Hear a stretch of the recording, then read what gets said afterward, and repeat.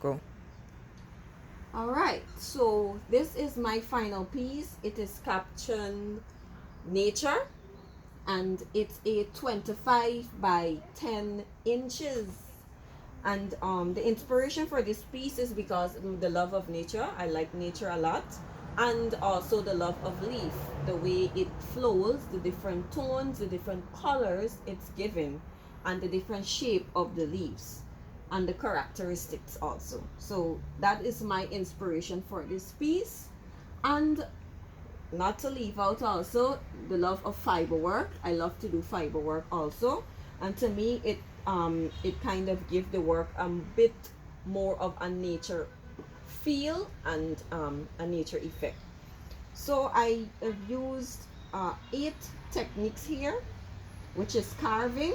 It's going to be the carving out of the leaves, stamping, which is going to be the grassy, the forest effect here that I captured, imprinting, which is going to be here in between the leaves, dyeing, which is going to also be the color that I use on the artwork, macrame, which is going to be the type of knots that I use to create the fiber work, and beading, the beads that I use to incorporate with the fiber work.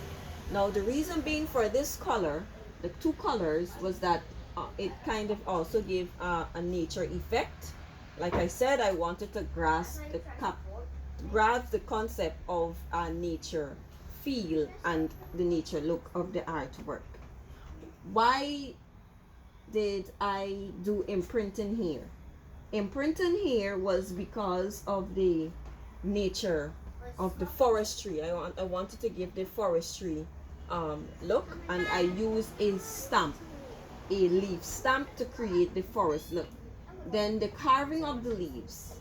I use carving here to depict the shape and also to give the physical characteristics of the leaves. As you can see, there are more than one type of leaf here. There's a straight vein leaf here, and also there's a net vein leaf. Now the imprinting, now this technique I used was to create to imprint in the area so that it can give a relief aspect, a relief look for the leaf to project out of the surface.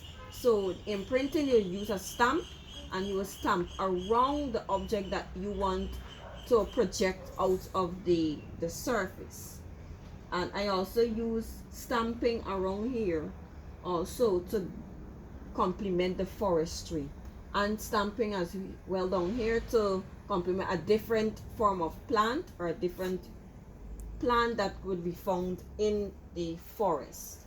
Now at the end here I use stitching also. It's called the Mexican edge stitch to give it a finished look.